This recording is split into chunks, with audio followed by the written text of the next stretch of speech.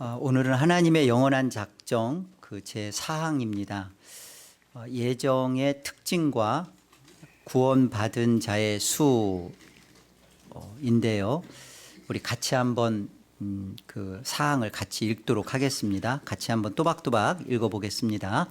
이와 같이 천사들과 사람들에 대한 예정은 개별적으로 그리고 불변적으로 계획되어 있다. 그러므로 그들의 수요는 확실하고 확정적이므로 거기에 하나도 더하거나 뺄 수가 없다. 예정의 특징과 구원받은 자의 수에 대해서 네 가지로 한번 먼저 살펴보겠습니다. 첫째, 웨스트민스터 신앙 고백서가 가르쳐주는 것은 첫 번째는 예정은 개별적이다라는 겁니다. 어떤 집단이나 공동체를 구원하기로 작정된 것이 아니라 개인 각자가 선택 또는 유기로 예정된 겁니다. 그래서 교회는 이게 이제 그 에클레시아에서 이게 그 여성 명사로서 복수거든요. 그런데 이게 같이 모여서 교회가 복수가 되니까 그냥 하나님이 교회를 예정하고 교회를 구원했다 생각하면 안 돼요. 그 교회 안에 우리 개인도 교회입니다. 그래서 우리 각자 개별적으로 하나님이 우리를 예정하신 것이고 그 예정된 자기 백성들을 모은 거예요. 아시겠어요? 그 전체 집단적으로 예정해서 정하는 게 아니라 개인을 예정하시고 선택하시고 모은 겁니다. 구약에서 하나님은 복음의 도구로 이스라엘을 이제 우리가 선민 이런 말을 많이 쓰잖아요. 근데 이 이스라엘을 주변 국가들로부터 선별하여서 사용하신 겁니다. 이들이 유대인이나 이스라엘 자손이기 때문에 구원받는 것은 결코 아니에요. 로마서 2장 28절로 29절 우리 같이 한번 합독합니다. 무릇 표면적 유대인이 아니요 표면적 육신의 할례가 아니니라. 오직 이면적 유대인이며 할례는 마음에 알지니 영에 있고 율법 조문에 있지 아니한 것이라. 표면적으로, 그러니까 육신적 이스라엘이 그 하나님의 언약의 백성에 속하는 것이 아니라 이면적 유대인, 그러니까 영적 이스라엘을 말하는 거예요. 성경이 분명히 이렇게 말씀합니다. 여러분, 그 아이옵에서 그 백투 예루살렘 얘기하죠. 그리고 예루살렘에 가서 그 기도하고 이스라엘 예루살렘에 간다는 게 이제 이스라엘이 다 빨리 회개하고 돌아왔으면 한다. 그래서 하나님 구원 역사가 빨리 주님 재림이 빨리 올 수 있도록 하는 거죠. 그러니까 주님의 재림을 빨리 앞당기도록 하는 운동, 이게 백투 예루살렘 운동이에요. 예루살렘에서 시작된 예수 그리스도의 복음이 유럽, 미국, 아프리카, 아시아 등 서쪽으로 이동하면서 중동을 경유해 이스라엘의 수도 예루살렘까지 복음화가 진행되면 예수 그리스도가 재림하신다라는 내용을 갖고 있는 겁니다. 이 내용 속에 함축되어져 있는 것은 뭐냐면 주님의 재림은 이제 이스라엘이 가졌던 복음을 버리고 그 버렸던 복음이 이방인이 그 복음의 수가 충만해져서 이스라엘이 시기하고 그래서 거국적으로 이들이 나라 전체가 회개하고 회심하고 그러면 그때 온 이스라엘이 다 구원받고 그때 주님이 오신다라는 그런 생각을 갖고 있는 거예요. 로마서 11장에 대한 좀 잘못된 해석입니다. 로마서 11장 26절에 온 이스라엘이 구원 받음이라라는 이 부분, 온 이스라엘, 온 할 때 파스거든요. 그때 여기서 말하는 온 이스라엘을 이스라엘 전체냐 아니면 이스라엘의 남은 자냐, 좀 더 쉽게 말하면 육적 이스라엘이냐 영적 이스라엘이냐, 그 온 이스라엘이.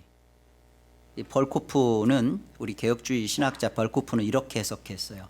이스라엘의 민족이나 국가가 지금 온 이스라엘을 말하는 게 아니라 언약 백성 중에서 선택된 전체 숫자를 말하는 거다. 그러니까 이것은 영적 이스라엘, 언약 백성 안에서 하나님이 예정한 자, 결정한 자, 그들이 다 돌아오는 그날이에요. 주님이 오시는 그날은 지금 창세전에, 만세전에 개별적으로, 그리고 그 불변적으로 하나님이 정하신 숫자가 있잖아요. 그 숫자가 하나님의 언약된 백성의 그 선택된 그 숫자가 하나님께로 돌아오는 그날, 그날을 말하는 것이지, 그냥 혈통적 육적 이스라엘이 국가가 다 회심하면, 그러면 그 이스라엘이 회개했으니까 주님이 오신다, 그 설명 아니라고요. 그래서 예루살렘에 가서 막 기도하고 또 성지, 어떻게 예루살렘 거기가 성지가 됩니까? 거기서 가서 막 성지 순례를 하고, 그런 성지 순례라는 그런 단어들은 다 천주교 용어예요. 그런 부분들이 아니라는 거예요. 예정은, 신앙 고백서 가르쳐 주는 것처럼 예정은 첫 번째, 집단적이다 아니면 개별적이다. 2번이에요. 개별적이다. 두 번째, 예정은 불변하다. 도르트 신조 첫째 교리, 도르트 신조는 첫째 교리와 두 번째 교리로 이렇게 나누어져 있어요. 그런데 이제 첫째 교리에서 11장에 우리 같이 한번 읽어보겠습니다. 함께요. 하나님은 가장 지혜로우시며 불변하시며 전지하시며 무소부재하신 분이시므로 그가 행하신 선택은 중단되거나 변하거나 취소되거나 무효화될 수 없다. 불변하다는 거예요. 그 아르미니우스 주의자들, 여기 알미니안 자들은 하나님의 주권보다 자유의지, 인간의 자유의지를 강조하는 이들이에요. 이 알미니안 자들은 이런 얘기를 합니다. 성도가 은혜의 상태에서 벗어날 수가 있다고 생각을 해요. 그렇기 때문에 오늘은 선택받은 신자로 살아가지만 내일은 어찌 될지 모르는 거죠. 내일은 혹 유기된 자로 살아갈 수 있다고 주장합니다. 오늘은 그 선택된 하나님의 구원의 자녀여, 오늘 기도하고 오늘 말씀에 순종하고 그러면 선택된 자녀로 산 거고, 내일 그렇게 기도 생활하지 않고 말씀에 불순종하면 내일은 유기, 하나님께 버려진 자가 될 수도 있다라고 주장한다고요. 이게 누구 주장이라고요? 이 알미니안, 인간의 자유의지를 하나님의 주권보다 더 앞세우는 자들의 주장입니다. 그들은 이렇게 말해요. 신자가 불신자로 바뀌는 순간 그 사람에 대해, 그에 대한 하나님의 작정도 바뀐다라고 말해요. 그런데 웨스트민스터 신앙고백서는 뭐예요? 하나님의 작정은, 하나님이 구원하기로 한 천사들, 구원하기로 한 사람들은 불변적이다는 거예요. 언제 정한 거예요? 이거는 작정이니까, 영원한 작정이잖아요. 만세전에, 여러분 만세전에 성경에 나오는 처음부터 태초에, 이게 다 같은 의미예요. 같은 동의어예요. 영원전에, 만세전에, 창세전에, 그리고 처음부터, 이런 단어들은 다 똑같은 동의어예요. 그러니까 영원한 작정 속에서 하나님은 구원하기로 한 천사의, 그리고 구원하기로 한 자기 백성들은 개별적이고 각각, 그리고 불변한 거예요. 그러니까 이미 결정되어졌기 때문에, 불변하기 때문에 역사 속에서 그 사람이 오늘은 천국을 살다가 내일은 지옥 가는 일이 알미니안주의자들이 얘기하는 것처럼 하나님의 작정이 역사 속에서 바뀔 수 있다는 거예요, 없다는 거예요? 없다는 거예요. 항상 2번이라고 했잖아요. 없습니다. 인간의 어떠함에 달린 문제가 아니라 하나님의 결정에 달렸다라고 말해주는 거예요. 저와 여러분의 믿는 신앙은 여기입니다. 이거 이렇지 않다라고 하는 분은 이렇게 손 드세요. 시편 33편 11절 같이 한번 합독합니다. 함께요. 주의 도모는 영원히 흔들리지 않으며 마음에 품으신 뜻은 대대로 끊어지지 않는다. 이 표준세 번역이 조금 더 쉽게 번역을 해서 제가 옮겼어요. 주의 계획은, 주의 작정은, 개역개정 그렇게 되어 있습니다. 영원히 흔들리지 않는데요. 그리고 마음에 품으신 뜻은 대대로, 영원토록이란 말이죠, 끊어지지 않는다는 거예요. 구원은 누구에게 속했습니까? 요나서 2장 9절에서 말하는 것처럼 구원은 하나님께 속한 거예요. 하나님 거예요. 인간의 어떠함에도 없고요, 인간의 무엇에 따라서 구원은 바뀌어질 수가 없는 문제예요. 하나님께 속한 것이고 하나님이 정하신 것이고, 그렇기에 이것은 인간의 어떠함에 있고 없고 바뀌고 될 문제가 아니라는 겁니다. 여러분, 이것을 분명히 갖고 여러분이 성경을 읽고 말씀을 듣는 것과 이것이 없는 상태에서 한 주간, 우리 늘 그 주일날 함께 기도하는 시간에 그러잖아요. 한 주간 믿음으로 살고자 했는데 그렇게 살지 못했습니다. 하나님 너무나 죄송합니다. 용서해 주십시오. 회개합니다. 그러면 그 죄사함을 구하고 회개를 구하는 것은 지옥에 있다가 다시 천국을 가겠다는 뜻인가요? 그건 아니잖아요. 하나님의 백성답지 못한 것을, 그것에 대해서 안타까움과 속상함과 이런 것을 말하는 것이지, 한 주 동안 월요일까지는 아니지 화요일까지는 어떻게 천국 근처에 있다가 그 다음 나머지 기간은 지옥처럼 살다 왔습니다. 그건 아니잖아요. 천국을 풍성하게 누리지 못한 것에 대한 안타까움과 속상함이고, 하나님 다시 한번 하나님 나라의 그 영광의 빛을 맛보고 그 하나님의 달콤하심을 맛보아서 더 풍성한 하늘을, 천국을 살길 원합니다 라고 하는 우리의 기도잖아요. 믿음으로 더 살아보겠습니다. 한 주간은 더 하나님의 백성답게 살아내겠습니다. 오늘 예배를 통해서 구원 받겠습니다가 아니라 구원 받은 자로서의 구원을 내가 누리겠습니다라는 우리의 기도잖아요. 저와 여러분은 이걸 아셔야 돼요. 우리에게 어떤 조건도 없습니다. 하나님의, 지난 시간 이중 예정을 배울 때 하나님의 그 영원한 생명으로부터의 예정과 영원한 사망으로부터의 예정, 이건 소극적 선택이니까 육이라고 했잖아요. 그냥 가만히 놔둔 거라는 거예요. 적극적으로 하나님이 개입하셔서 얘는 내가 적극적으로 초이스하고 얘도 버리기로 초이스하고가 아니라, 엄밀한 의미에서 저와 여러분은요 모두 다 지옥이었습니다. 우리의 항변할 수 없는 우리의 운명적 주소는 다 둘째 사망이고 영원한 불못이고 다 지옥이에요. 여기에 한 사람 어느 누구도 예외인 사람이 없습니다.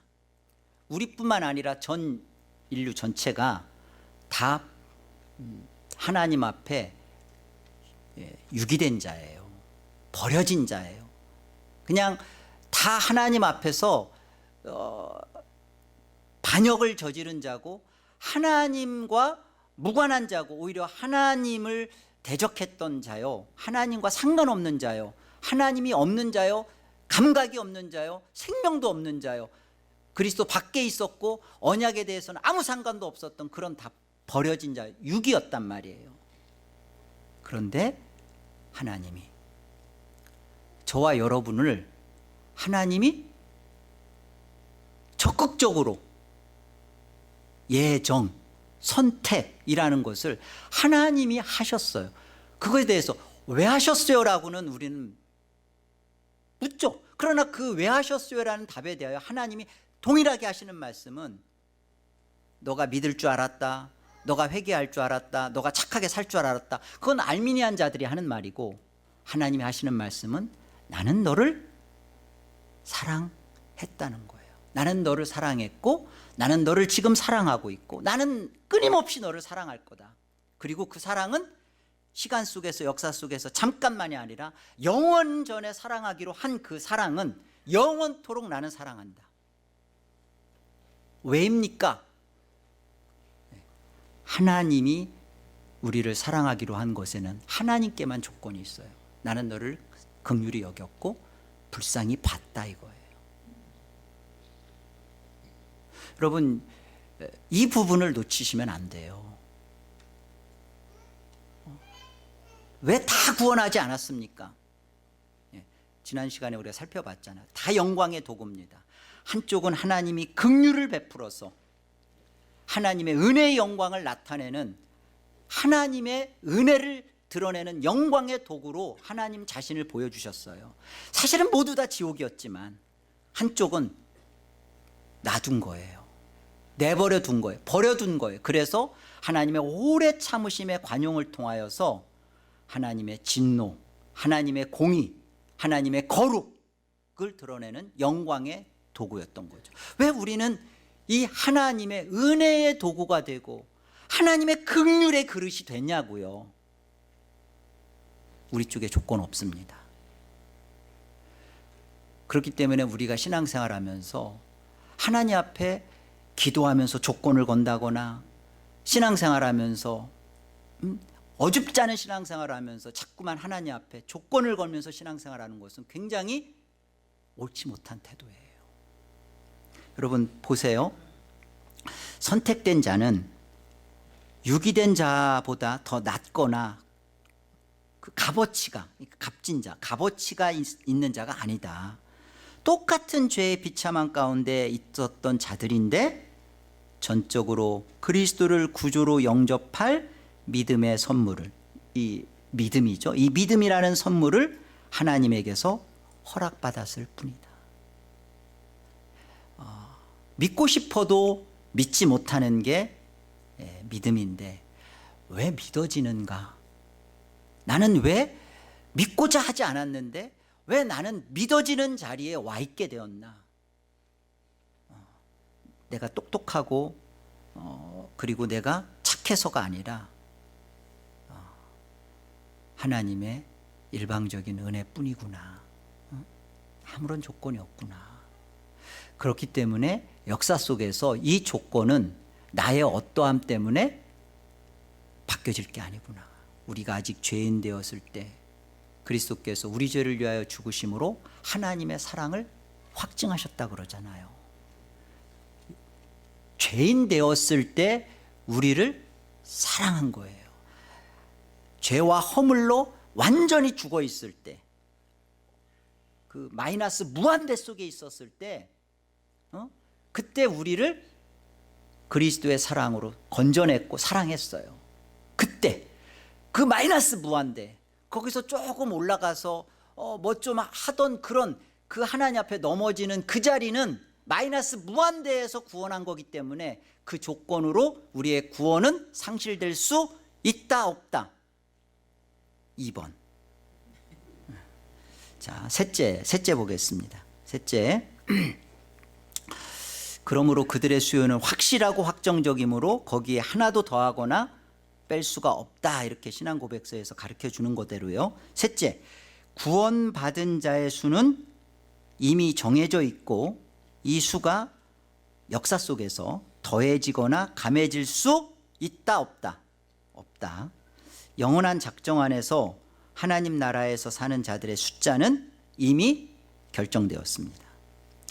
하나님은 머리털까지 세시는 분이시기에 지구상의 모든 사람들의 수를 아시며 그 중에 구원받을 자의 수와 버림받을 자의 수를 아십니다. 성경은 이렇게 말씀합니다. 디모데후서 2장 19절 다 같이 그러나 하나님의 견고한 터는 섰으니 인침이 있어 일렀으되 주께서 자기 백성을 아신다. 인침. 올해 우리가 올해 종교개혁 때는 특강으로 666에 대해서 당회에서 같이 이렇게 준비해서 하기로 했어요. 666. 여러분 666 받으면 지옥 간다. 666 받아서 지옥 가는 게 아니라 성령의 인침이 없어서 지옥 가는 거예요. 또 이 666이 뭔지도 그때 가서 자세히 풀어서 설명해 드릴게요. 자기 백성을 인치시고 인친 자기 백성을 성경은 뭐라고 해요? 주께서 아신대요. 요한복음 13장 18절도 같이 읽어볼까요? 시작. 내가 너희 모두를 가리켜 말하는 것이 아니니라. 나는 내가 택한 자들이 누구인지 알미라. 아신다고요. 웨스트민스터 신앙 고백서를 해설한 로버트 쇼라는 신학자가 한 말인데 제가 읽겠습니다. 하나님은 자신이 선택하신 백성이 얼마인지 정확히 알고 계신다. 그들의 이름은 생명책에 일일이 다 기록되어 있다. 그 책에는 영생을 얻도록 선택된 개개인의 이름이 기록되어 있다. 따라서 이름이 책에 기록되어 있다는 것은 하나님이 선택하신 개인들을 정확하게 알고 계신다는 것을 암시한다. 생명책에 에덴 개혁장로 교회 이렇게 기록되어 있는 게 아니라 각자 우리 각각의 이름들이 생명책에 기록되어 있대요. 그리고 우리는 이곳에서 같이 서로 사랑하며 그리스도의 몸을 이루며 내 이름이 엄마 아버지 또 내 자녀가 엄마 아버지의 이름 밑에 이렇게 뭉뜨려 호적처럼 대표로 있는 게 아니라 각각 개별적으로 하나님과 만나고 개인적 구원의 대상으로 생명책에 내 이름이 기록되어 있구나. 시편 말씀에서 그렇잖아요. 내가 한 날을 시작하기 전에 나의 모든 역사의 모든 것이 다 기록되었고 내가 태어나기도 전에 이미 나의 이름이 그리스도의 어린 양의 생명책에 농명되어 있다 그러죠. 자, 넷째입니다. 넷째. 예정은 유아들에게도 적용된답니다. 우리가 믿는 개혁주의 신학 해설이에요. 근거는 이러합니다. 야곱과 에서가 낳기도 전에 하나님이 야곱을 사랑하시고 에서를 미워하신 것처럼 정확하게 보여주는 선택과 유기죠. 믿는 부모에게서 난 아이들도 비록 나이는 적어도 하나님의 은혜로운 언약 안에 포함됨을 믿어야 한다. 그래서 우리가 유아 세례를 언약 안에서 베풀어는 이유가 이거예요. 도르트 신조 첫째 교리 17장 우리 같이 한번 읽어볼까요? 우리는 하나님의 뜻을 따라 그 말씀으로 심판을 받게 된다. 그러므로 믿는 자의 자녀는 그 본성에 의해서가 아니라 은혜로운 계약으로 인하여 그 부모의 믿음을 따라 거룩한 것이기 때문에 경건한 부모들은 그들의 자녀들에게 이 거룩한 믿음을 따라 하나님을 기쁘게 하도록 하기 위해 자녀들이 택함받아 구원되었다라는 사실을 의심해서는 안 된다.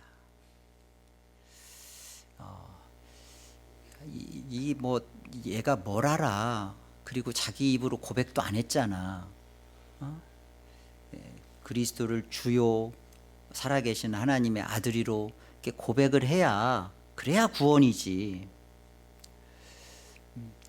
이것이 그런 그 하나님의 구원의 백성들 속에 하나님은 그런 것을 증언케 하고 그런 것을 드러내면서 영광을 받으세요.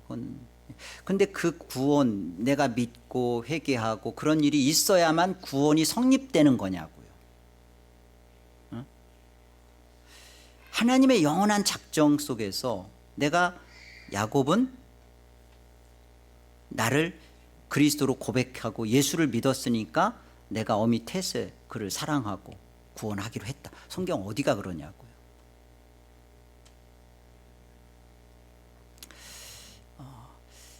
철저하게 유아 세례 속에서 우리가 하나님의 주권에 대한 깊은 이해와 그리고 항복과 그 주권을 영접함이 여기에 있는 거예요. 도대체 인간이 믿으면 그 믿음이 어느 정도의 믿음이고 회개하면 도대체 어느 정도 구원받을 만한 회개인가요? 하나님이 됐다, 네 믿음은 틀림없다, 너는 100%구나 라고 받으실 만한 순전하고 온전한 구원받을 믿음이 지상에서 누가 내놓을 수 있냐고요. 예? 입술로 한 고백이 그게 정말 그 고백이 틀림없는 고백이고 이 고백은 이것으로 인해서 구원을 받기에 합당하다라고 할 만한 게 뭐가 있냐고. 없다고요.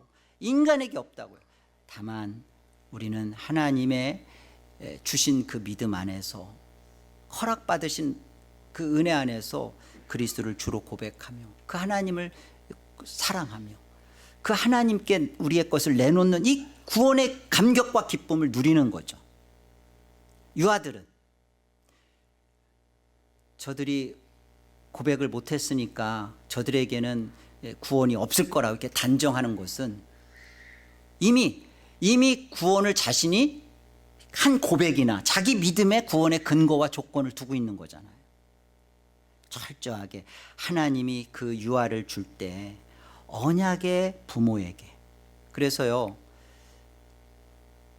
중세 그 흑사병이 돌고 또 막 그 전쟁이 난무하고 그래서 갓 태어난 아이들이 많이 죽었잖아요. 유아 세례는 엄마나 아빠 한 분만이라도 신자이면 성삼위 하나님의 이름으로 세례가 베풀어지는 겁니다. 그런데 양가 부모도 아니고 유아 세례를 받지 못하고 죽은 아이와 어느 한쪽 부모라도 예수를 믿고 언약 안에서 믿고 있었던 유아가 자기 입술로 고백하지 못하고 유아 세례도 못 받고 죽은 아이와 신학적으로 많은 그 고민을 하고 찾고 그러는 가운데 개혁주의 신학 안에서 분명하게 선언한 게 있어요. 유아 세례를 받고 죽은 아이와 유아 세례를 받지 못하고 죽은 아이는 있을 수 있잖아요. 그러나 유아 세례를 받지 못하고 죽은 아이의 운명에 대해서는 그냥 버려진 그대로니까 지옥이라고 보았습니다. 그러나 유아 세례를 받고 아직 미처 자기 입술로 고백하지 못했지만 이 아이가 자기 입술로 입교하고 고백하기 전에 불의의 사고로 죽었을 때는 교회 안에서 교회의 이름으로 교회 안에서 그는 하나님의 언약 안에서 천국에 입성한 것으로 선언해 줬어요. 여러분, 이게 하나님의 영원한 작정 안에서 이미 하나님의 불변의 숫자가 정해졌을 때 그 불변해 준 그 언약 백성을, 그 생명을 하나님이 누구에게 줄까요? 누구에게 맡길까요? 언약의 부모들에게. 그러니까 저와 여러분, 언약 부모인 저와 여러분들이 하나님 앞에 이 엄중함을 가지셔야 돼요. 여러분들이 저기 뭐 땅끝까지 가서 저기 뭐 멕시코든 뭐 어디 뭐든 가서 막 선교하고 막 복음 전하고 그러지 않았다고 하나님이 우리에게 너 왜 복음 전하지 않고 왔냐 그렇게 하나님이 획책할까요? 우리한테 책망할까요? 하나님이 우리에게 물으실 건 그거예요. 우리에게 맡긴 자녀들에 대해서. 우리에게 맡긴 우리에게 누구를 맡겼을까요? 하나님이 구원하기로 결정한 자기 백성, 그 백성을 우리에게 줬을 거 아니에요. 여러분, 이게 지금 도르트 신조가 말하는 거예요. 하나님이 거룩한 언약 안에 있는 부모에게 이 거룩한 믿음을 따라 준 이 언약의 자녀는 구원의 백성으로 맡기신 거라고요. 그러니까 이 자녀에게 유아 세례를 베풀고 또 이 세례 속에 담겨져 있는 그리스도와의 십자가와 부활의 믿음을 가르쳐주고 언약 안에도 이끌어가도록 돕는 그 책임을 부모들이 감당하고, 이 안에서 이 자녀가 하나님의 구원하기로 한 자기 백성이구나 라는 것을 확신 갖고 살게 하는 거죠. 그래서 유아 세례가 베풀어지는 겁니다. 창세기 17장 10절 볼까요? 같이 읽습니다. 함께요. 너희 중 남자는 다 할례를 받으라. 이것이 나와 너희와 너희 후손 사이에 지킬 내 언약이니라. 하나님의 언약이에요. 그 표피를 베게 하는 것은 하나님이 이것이 언약의 표징이다. 할례가 이루어진 자에 대하여 하나님이 그를 하나님의 언약 안에 그를 두었다라는, 하나님이 지켜내시겠다는 것, 하나님이 약속하시고 보여내시는 표죠. 할례. 그리고 신약에 오면 이게 세례 아닙니까? 그래서 유아 세례의 의미가 여기에 있는 거예요. 너희 할례를 다 받으라. 너희 후손, 너희 자녀 다. 사도행전 2장 39절 같이요. 이 약속은 너희와 너희 자녀와 모든 먼데 사람 곧 주 우리 하나님이 얼마든지 부르시는 자들에게 하신 것. 예, 하나님이 얼마든지, 우리는 저 생각도 못하고 여러분 지난 청년들 Q&A 할 때 그런 질문이 있었어요. 자폐아가 구원받을 수 있습니까? 그리고 예수 잘 믿다가 좀 그런 생각 있잖아요. 나이가 드시는 분들은 예수 잘 믿고 있다가 치매가 와서 어느 날 난 예수, 그런 사람이 있어요. 실제로 예수 잘 믿고 그러던 분이 나이가 들어서 갑자기 예수님을 욕하고 말년에 욕하고 돌아가시는 분이 계셔요. 왜 하필이면 말년에 욕을 하고 하실까? 그러면 이 사람의 구원 어떻게 되는 거예요? 예수님 저주했는데. 그러면 그래서 우리가 죽는 것은 두렵지 않지만 치매 들릴까 봐 약 드시잖아요. 안 드시나? 여러분, 이런 부분들, 유아 세례나 자폐아나 건망증이나 치매라든지 이런 부분에 대해서 우리가 걱정하고 염려할 바가 없는 거예요. 하나님은 구원하기로 한 자기 백성의 수는 불변입니다. 이미 정했습니다. 그리고 역사 안에 또 시대 속에서 우리가 예수님을 만날 수 있고 우리 안에서 예수님을 깨달을 수 있고 복음을 받아들일 수 있는 조선시대가 아니라 지금 21세기에 이렇게 인터넷 속에서 이런 활발한 교리를 충분하게 들을 수 있도록 우리를 이렇게 해서 우리를 구원하기로 한 하나님의 작정이고, 부족해 보이고 어리석어 보이고 나약해 보이고 자폐아 같지만 그에게도 하나님은 구원하기로 했기 때문에 언약의 부모에게 그를 맡겼고 충분히 하나님이 구원하시기에 부족하지 않는 믿음의 역사를 그 안에서 이루어내신다고요. 아멘. 그러니까 우리는 이 하나님의 영원한 작정이 우리를 얼마나 든든하게 하고 우리에게서의 아무런 조건이 있지 않구나. 우리가 함부로 할 수 없구나. 우리가 정말 막 함부로 하잖아요. 막 저 사람은 막 저 자폐아는 뭐 저기는 뭐 동성애는 그 죄가 하나님 앞에서 다루어지고 근데 함부로 결정하잖아요. 저 교도소에 있는 사람들은 다 지옥 가. 그런 게 어디 있어요? 이런 부분들을 우리가 좀 분명하게 신앙 고백 안에서 분명하게 배웠으면 합니다. 고린도전서 7장 14절 같이 읽겠습니다. 믿지 않는 남편은 그의 아내로 말미암아 거룩해지고 믿지 않는 아내는 그의 남편으로 말미암아 거룩해졌습니다. 그렇지 않으면 그들의 자녀도 깨끗하지 못할 것인데 이제 그들은 거룩합니다. 믿지 않는 남편과 믿지 않는 아내가 믿는 아내와 믿는 남편으로 말미암아 거룩해진다. 그리고 뒤에 보면 혹시 이 불신자 남편이 신자인 아내 때문에 구원받을지 어찌할 거냐 그렇게 말해요. 야, 참 하나님의 주권이죠. 사실은 믿지 않는 자와 결혼하지 않도록 성경은 명해요. 그러나 결혼했어. 어째? 그거 하나님 주권이잖아요. 뭐 연애할 때는 모르지만 결혼식을 하고 혼인 선포하고 모든 하객들에게 축하받고 손잡고 나오면 그건 우리는 하나님의 주권이잖아요. 아내가 믿는 신자고 남편은 믿지 않는 불신자였어. 근데 하나님의 주권이 이 믿는 아내로 말미암아 믿지 않는 남편이 거룩해지고 나중에 이 남편이 믿는 아내 때문에 구원받을지 어찌 아느냐. 그 구원 역사가 이루어진다는 거잖아요.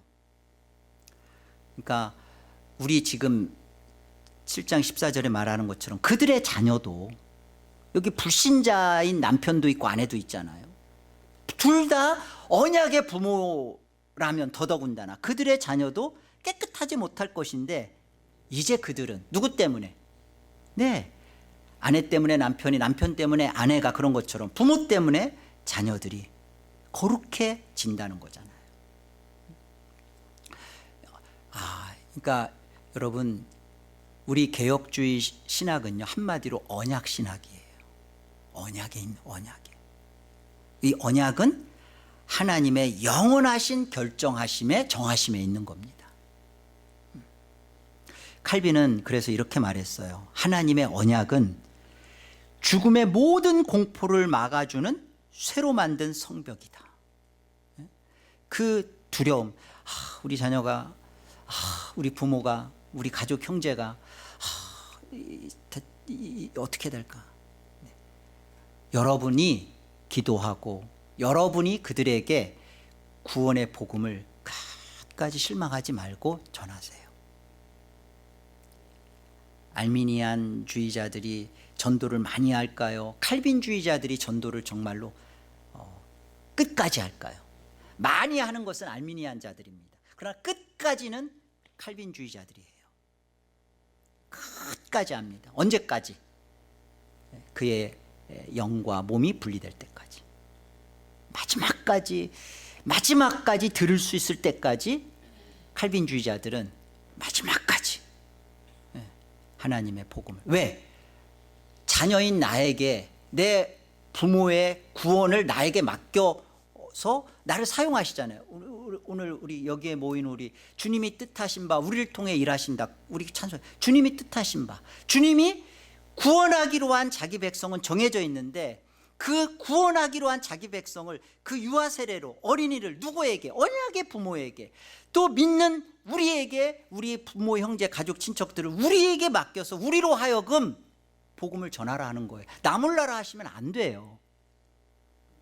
하나님이 예정했으니까, 구원하기로 했으니까, 하나님이 구원하기로 했으니까, 구원하기로 할 사람이니까 구원하겠지. 누굴 통해서? 복음을 받은 우리를 통해서 그 일을 하신다. 내가 아무것도 안 하면, 네, 그가 버려진 자일 수도 있는 거죠. 그 일을 해야 되는 거예요. 바르게.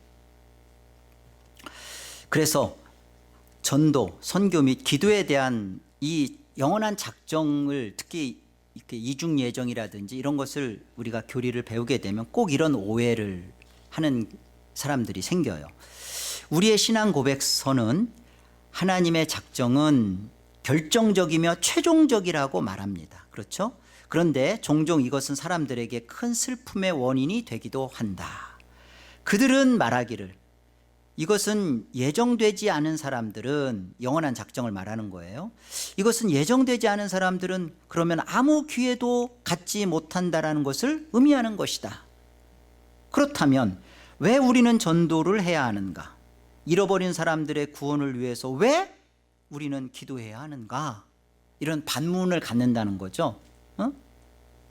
아니, 하나님이 개별적으로 천사와 구원하기로 한 사람들의 수도 불변적이고 그 수조차도 확정적이고 다 해놨다면, 그리고 역사 속에서 하나도 더하거나 뺄 수가 없고 다 정해져 있다면, 그럼 내가 전도 안 해도 뭐 구원받을 사람은 구원받을 거고, 또 내가 기도 안 해도 믿을 사람은 믿을 거고, 그런 반문을 한다는 거죠.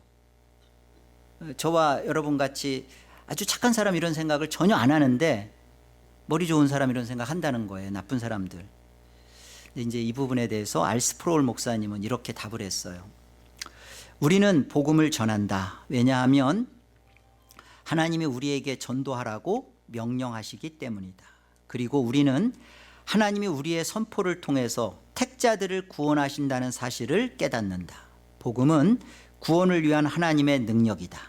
우리의 주권적인 하나님이 우리에게 하라고 명령하신 것을 경시하기보다 도리어 그것에 열렬히 참여해야 한다. 복음을 만난 자의 마땅함이 이거라는 거예요. 한 가지 분명히 알아야 할 게 있습니다. 영원한 작정, 하나님의 영원한 작정은요, 이런 결과만이 아니라 그 과정도 작정되어 있습니다. 구원하기로 한 자기 백성의 그 사람에게 복음이 들려지도록 듣지 않은 자가 어떻게 믿을 수 있냐는 거죠.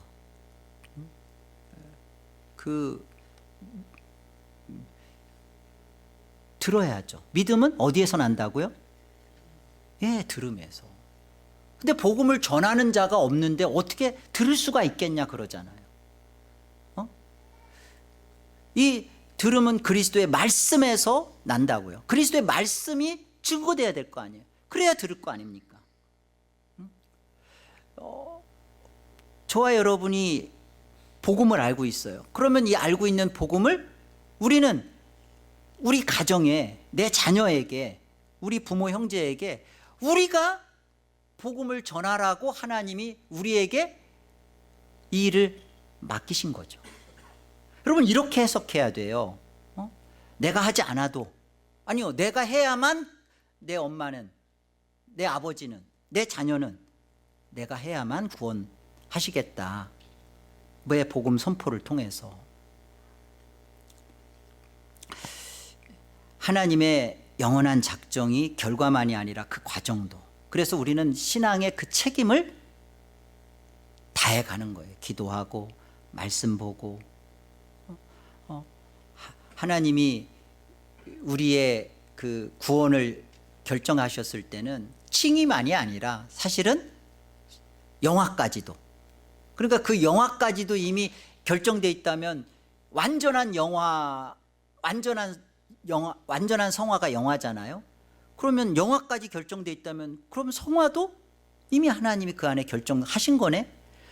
그러면 하나님이 거룩하고 성화를 결정해 놨는데 과정 속에서 내가 아무렇게도 신앙의 노력도 하지 않고 책임도 안 하고 그냥 개판처럼 사는데 하나님이 결정하신 완전하신 그 거룩, 그것에 우리가 하나님이 주기로 했으니까 그 수준에 그냥 가는 거예요.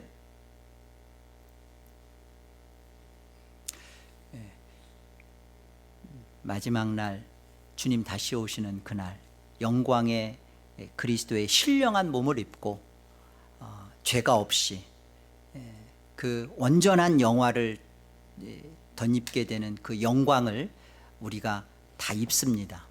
완전한 성화죠. 그 하나님의 온전하심을 누리는 그 하늘에 속한 신령한 몸을 입는 그리스도의 영광을 몸을 입는 그런 우리의 죄가 없는 그 온전한 100%의 성화, 다 똑같을까요? 사도 바울의 그 하나님 나라에서의 하나님과의 누림과 한편 강도에서 그날 예수님 고백하고 오늘 네가 나와 함께 낙원에 간다. 다 낙원에 있어요. 그럼 똑같을까요? 그러니까 영화라는 온전함 속에서 하나님을 아는 깊이와 내용과 그 부유함과 그 하나님의 어떠하심을 맛본 것은 결코 같지가 않아요. 여러분, 신앙생활을 우리가 왜 해야 되는가? 왜 말씀을 읽고 기도하고 하나님 앞에 몸부림치면서 살아내야 되는가?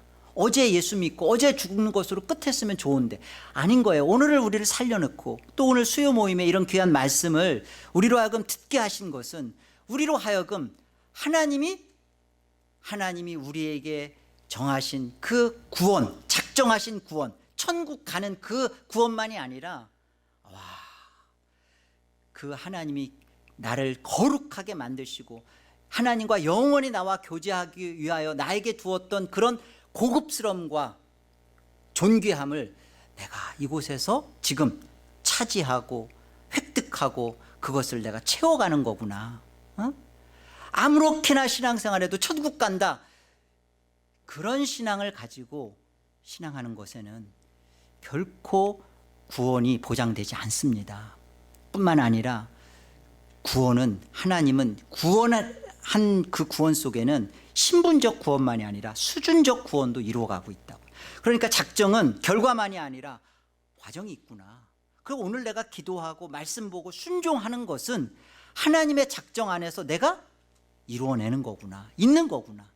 꼭 기억하세요. 신앙생활을 하시는 겁니다. 기독교의 전도, 선교는 다른 종교들의 포교와는 전혀 다릅니다. 교회가 세상을 향한 전도와 선교에 힘쓰는 이유는 선택받은 성도들의 수요를 채우기 위한 하나님이 정하신 방편이기 때문에 그래요. 작정의 결과를 이루는 작정된 과정입니다. 뭐가요? 전도가. 선택받은 하나님의 백성들의 그 숫자를 채우기 위한 하나님이 정하신 방편이라고요. 뭐가요?